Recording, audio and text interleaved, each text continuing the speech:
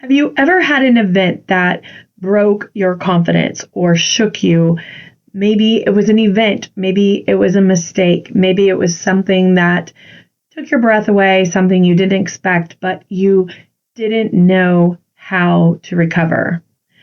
Well, when I was in the throes of all of our miscarriages and double diagnosed with cancer, it really rocked my world. I did not know how to be a woman with cancer who was losing the opportunity to ever have children again and be a valuable part of the world. I just couldn't figure that out. When I look back to that time in my life, I had no self-confidence. My self-esteem was not there at all. And I really didn't know how to function. My confidence was completely rocked. But over time, I have realized and gained a lot of experience helping other people how to go through that process and how to get back to the place where you feel confident and can move around in the world with a better understanding of how you fit. This episode is going to be all about what to do when your confidence is shaken or a life event rocks your world. I always say grab a pen and paper, but this one you might want to just listen to and then go back to and grab a pen and paper and take notes from there. Have you ever felt held back by self-doubt, whether it's speaking up in a meeting or connecting with others or simply just believing in your own worth? Well, you're not alone. Welcome to the Crazy Confidence Coach podcast. I'm Heather Edwards, Master Certified Life Coach, and my goal is to empower you to step into your most authentic, confident self. Here, you're going to discover practical strategies and powerful insights to help you improve your communication, deepen those relationships, and elevate your self-esteem. And each week, I'm going to guide you through some actionable tips and mindset shifts that are specifically designed to help you break free from fear, show up boldly in every area of your life, and build crazy confidence. Are you ready to stop hiding in the shadows, playing small, and avoiding the spotlight? Grab your favorite pen and a notebook, and let's get to it. When your confidence is shaken or a life event rocks your world, it is so normal to feel unsettled and uncertain. Here are some practical ways or some steps that you can take that will help you kind of regain that footing or figure out how to get moving forward again. The great news about this is that it isn't the same for everyone, so you don't have to compare your journey to anyone else's. Just listen in, figure out what parts of these that you can do for yourself if this is you. If you're someone who is shaken to your core, if your confidence is not up to par, or if you've had an event that has rocked your world. The very first thing that I am always an advocate for and I work with my clients on is taking time to process what happened. You need to acknowledge what happened and you have to explore the feelings that you have. Feelings will change over time, but each step of the way, you have to process those feelings. You have to process the thoughts that are creating the feelings. And if you don't, that will delay your ability to gain confidence and move past whatever has happened. So take the time to truly process what you feel and how those feelings are showing up. So if you're feeling fear or sadness or anger, confusion, disappointment, embarrassment, whatever it is, if you're suppressing the feelings, they will make it worse. Promise. I know this very well because I did this and I want to help you not do that. So learning how to do processing emotion is one of the things that I think is the most critical thing as a business leader, as a parent, as a child. It's just something that is essential in our world. And if you can do nothing else but learn how to process emotions and the feelings that you have based on your thoughts, it will change your life exponentially. I love helping people do this, and I love watching how people blossom when they learn how to do this. So make sure that you allow yourself to take time to process whatever your event is or whatever this life-changing event is, and that shaken of the confidence. What is it that shook it up? Figure out how to process those feelings, okay? The next thing you want to do is just seek support. Support can look like a trusted friend, a family member, a life group, a grief group, a coach, and a therapist, any kind of person or something that you can do that gets you talking or sharing your thoughts and maybe getting some other perspectives. One of the things that I do is I just help people process whatever the true feelings they are that they are having. And then I help them learn how to process that feeling in real time. Like truly put your hand on your heart, feel what your body's doing, and then process it. Because that feeling, whatever the thoughts are and the feelings are that are there, if you aren't processing them, you're not moving forward. So you won't ever get past the event or the trauma or whatever is going on with you, and it just takes away your confidence. So seek support, however that looks for you. It can be hiring me, it can be going to your best friend, it can be going to your mom, it could be going to a church group. However that is, make sure you seek support. The next thing I think is very important and a little bit overlooked. One thing that you have to do when you have something that's kind of rocked you to your core is you have to focus on self-care. Self-care may look like saying no when you're asked to do more. You're asked to go enjoy friends, or you don't have to make that extra potluck meal to share with a friend. Whatever it is, you're going to need to step back and prioritize your self-care. Make sure you're getting plenty of sleep, the basics, plenty of nutrition. Make sure you're moving, not just laying in bed and overthinking all the stuff that you're going through, and truly relaxing. Stressful periods in our life really drain us physically and mentally, and that extra self-care will help you exponentially get through it.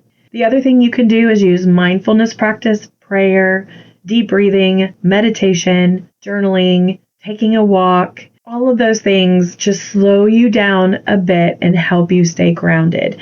And literally, if you want to go grounding, take your shoes off and go take a walk in the grass. And that connects you with the energy of the earth, and you literally become more grounded. The next thing that is really important, or maybe not in the beginning, but as you start becoming more aware of where you are in the process, is reframing negative thoughts. When you figure out the repetitive thoughts that you're having and you identify anything that is self-critical or catastrophic, and you're maybe repeating those thoughts over and over, you've got to challenge those thoughts. You have to challenge that self-critical, catastrophic thinking. What you think about creates how you're feeling. So sometimes it takes writing it all down, doing a brain dump and writing down all those thoughts, and then looking at it later, or even at that moment, and picking one of those thoughts to pick apart. One of those thoughts to get really curious. Is this thought on target? Is it helping me? Is it serving me? Is it helping me move forward? Am I being sensational?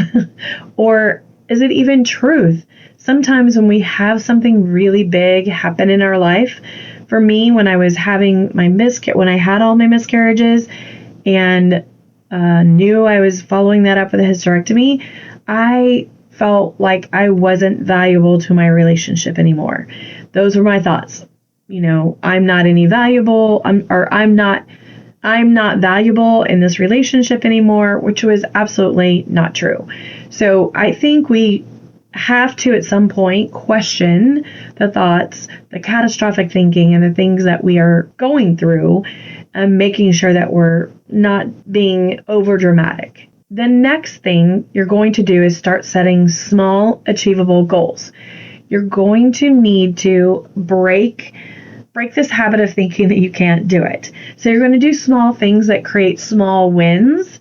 And as you do these things that make you feel like you can be successful again, you'll start to feel a little bit more self-confident. You're going to build on that and let that snowball. complete small tasks and then let that momentum build.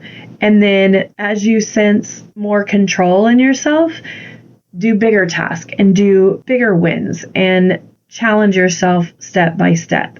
That will help you by doing those little things. But setting bigger goals and setting yourself up for failure will only exacerbate what's going on. So just do small, achievable goals. And then something I didn't really consider when I was going through a lot of my stuff, but I had a friend talk to me about this, and I have learned that it is very true as I work with clients, is that you just want to avoid making major decisions. So major decisions are big decisions, are really impactful to our lives. And when we're emotional or when we're feeling down or we're not feeling quite ourselves and something has put us in a defensive place in our life, it's not the time to make big decisions. It's not the time to go big or go home. Now, can you go big or go home and it works out okay? Yes, of course. But for the most part, most of us, when we're in this place of really struggling and your confidence is shaken and a life event has rocked your world, it's probably not the time to quit your job, move across the world, and leave everybody that you know. I do know people who've done that, and it's worked out. Actually, I have a friend who moved to Mexico, and she is living her best life doing that. So there are some exceptions to that rule, but for the most part, avoid that. The next thing is evaluating, reflecting, and seeking meaning of your situation. Ask yourself, what can I learn from this experience? And how can this be positive? Are there any pluses? When my husband and I were faced with the fact that our ability to have kids was not going to happen, we actually sat down and we talked about what are the pluses of not having children. Now, this is hard when you want to have a family and you want to have kids and you want all of that. It was a very challenging thing, but I knew that we needed something to reflect on when we were in our darkest times, because I knew dark times would be coming and I knew it wouldn't be easy. And because of the cancer, we made the choice not to adopt, not to do the things that other people always ask.